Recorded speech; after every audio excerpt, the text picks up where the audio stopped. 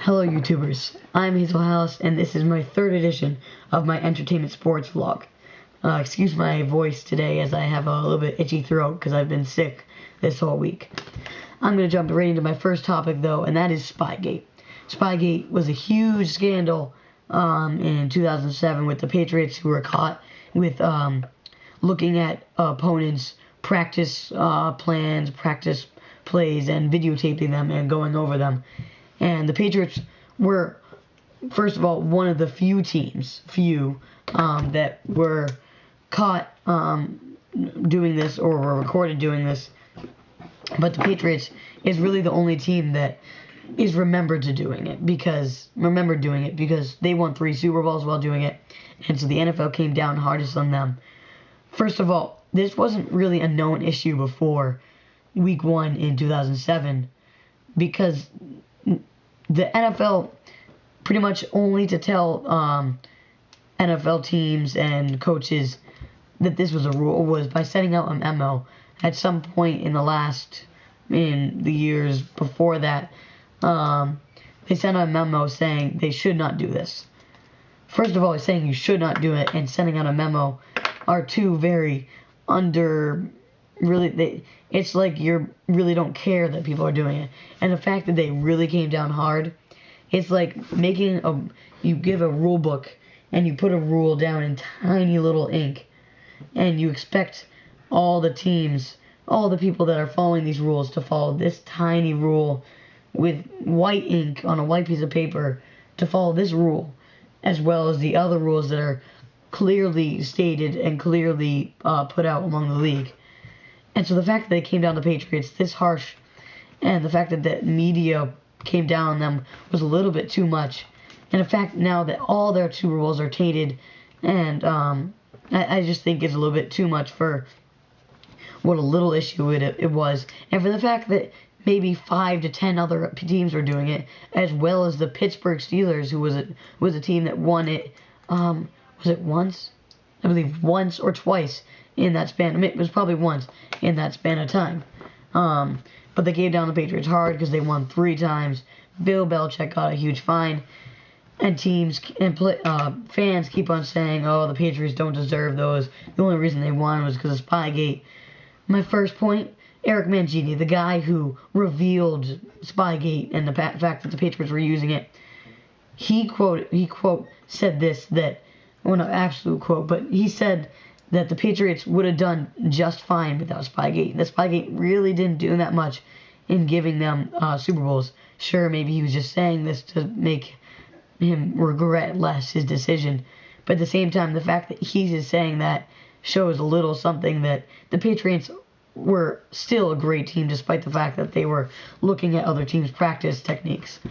Another point I have is the Patriots went 16-0 after getting caught using Spygate. So they were plenty good team. They were still a great team. And the fact that they go 16-0, which is the first time that any team had done that, the Dolphins did go 14-0 in the 70s, I believe, or 80s. But the fact that somebody went 16-0 shows that they don't need something as little as Spygate to improve the talent or the well-being of their team. Yeah, sure, they did lose the Super Bowl, but if you go back to the game, their 16th game of their season, when they went 16-0, they faced the Giants, which is who they faced in the Super Bowl, and only won 38-35. So the Giants gave them a run for money in that game, showing that they could challenge them in the Super Bowl, which they did, and which they beat them, arguably by the David Tyree catch. So saying all that, I do own up to the fact that the Patriots did use this, and it definitely taints and makes it seem like they cheated.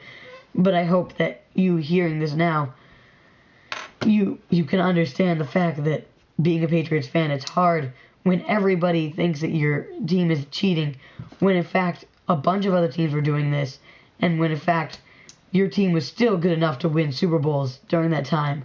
It's just they were tainted afterwards because of this Spygate scandal.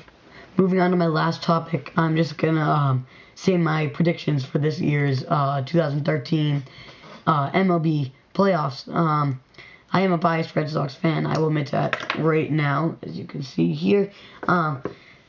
I am a diehard Red Sox fan, and I'm going to let you know that. But still, with that in mind, and with my basic predictions in my mind, I'm still going to say that the Red Sox are going to go to the World Series. It's okay if you want to believe that I'm saying that because I'm biased, which I completely understand because, well, I'm a Red Sox fan. But even with that said, I'm going to say that they're going to the World Series and they're going to face against the Dodgers.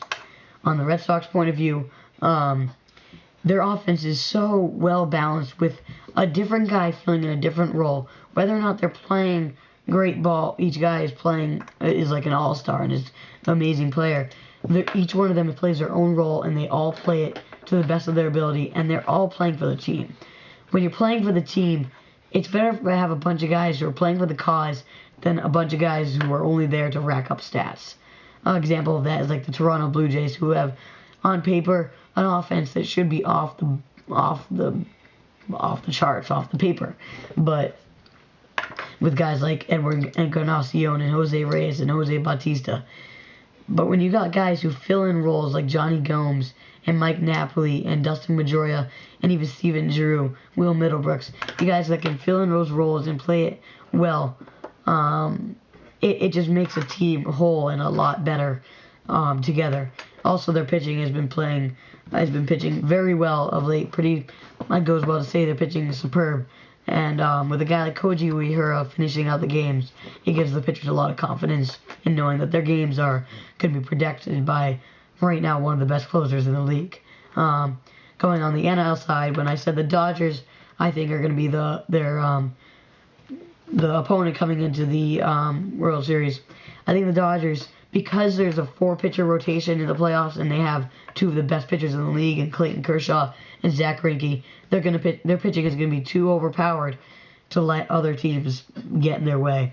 I can't tell you yet whether I think the Red Sox or the Dodgers are going to win, but I'm pretty sure with the Dodgers pitching and their very good offense backing it up, I'm pretty sure the Dodgers are going to be battling out against the Red Sox in the World Series.